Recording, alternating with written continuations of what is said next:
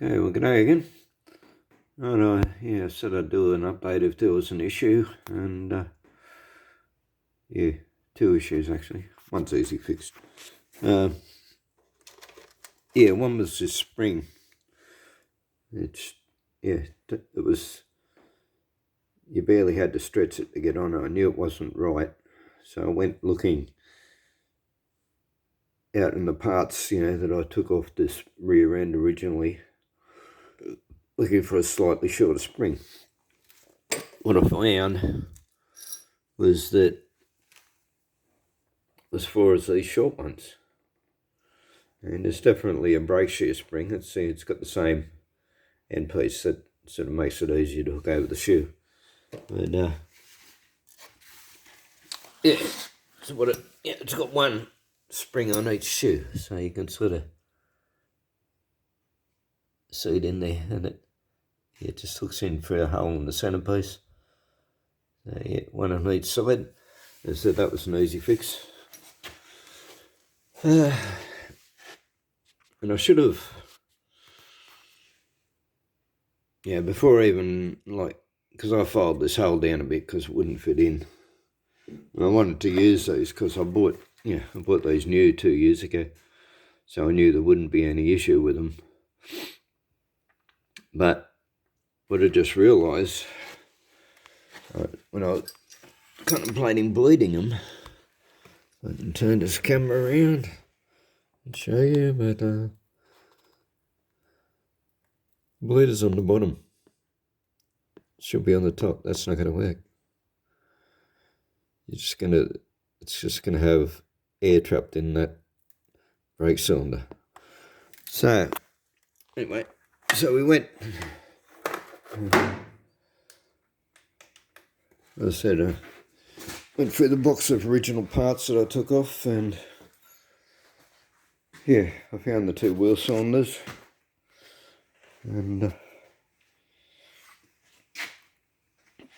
I'd already actually started making this video, and the phone ran out of battery power halfway through it. So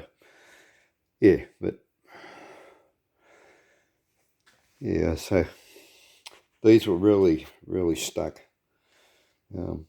This one worse than the other one, so I've already freed them up, but I just popped it back in to show you what I actually had to do.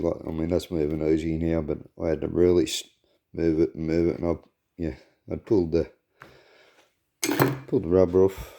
I'll show you. It's pretty simple, but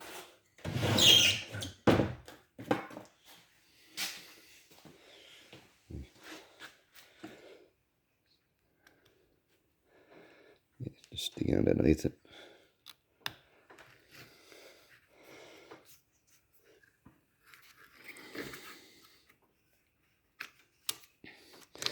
Comes off pretty easy. So what I had done previously, I sprayed a heap of WD in the breather around it. And got the screwdriver, like I said, and put a lot of pressure on it, got it to start turning. And I got to where moved back and forth, sprayed more WD in it. Got to where it had turned around reasonably easy. So it's still a little bit tight, but and got the vice grips onto it.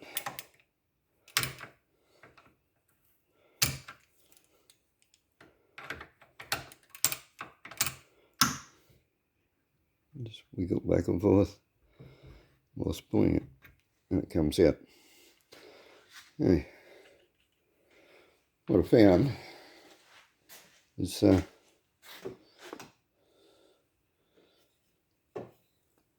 it's in fairly reasonably, so I won't release that because I'll drop it, just damaging it. But it's quite decent. There's no pitting in there or anything, and I'll show you how to get, this is different to most brake wheel cylinders. I've got the seal either around the piston or around the top of the cylinder. This is a separate unit, so, and you don't want to just push the whole thing through, because in the center it's a little bit coarse and it could actually damage it, and also because of the shape of the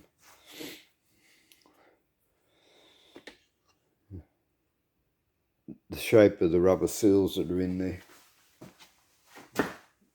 You could easily damage them. Let's grab a rag.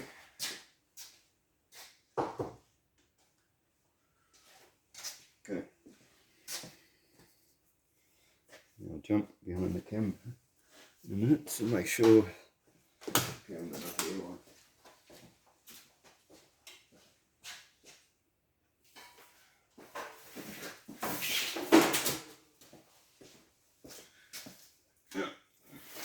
This is the same technique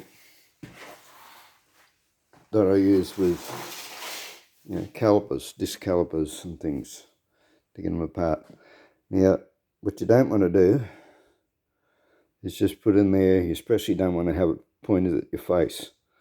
Yeah, that'll fly out and hit you, it'll hurt. Yeah, could do you serious injury. I mean, these are only rubber, but yeah, on a normal one, they'd have a steel piston, especially on a,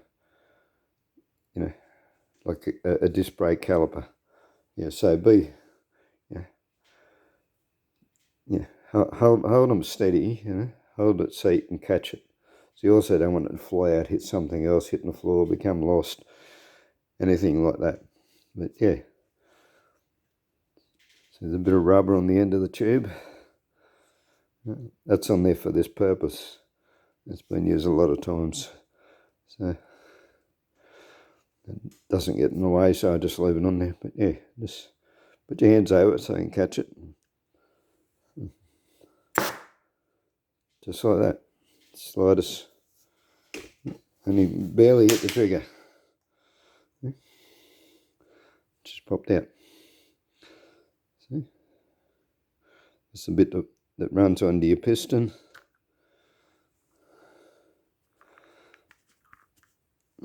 Or is that? No, that's the actual seal. Yeah.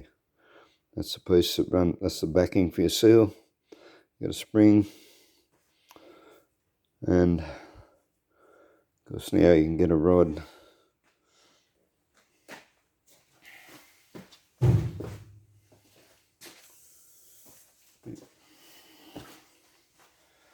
Yeah, and easily push the other piece out. There you go. That's how it comes apart. That's the pieces that are inside it. So yeah, as I said, it's a bit grotty. There's a bit of dirt in there, but it's not pitted or rusty. Actually, okay, we'll put that down for the moment.